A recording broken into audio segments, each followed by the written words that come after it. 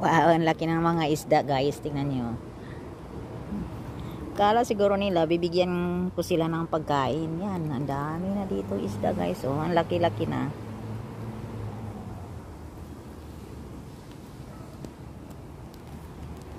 Yan.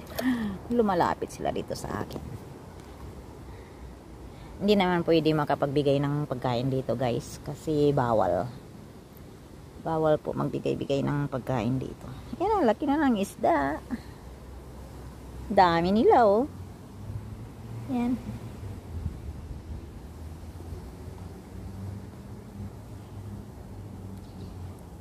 Dito po yan guys sa may Mahang. Yan. Malapit po ito sa trabaho ko guys. Dito sa may Mahang Park. Yan.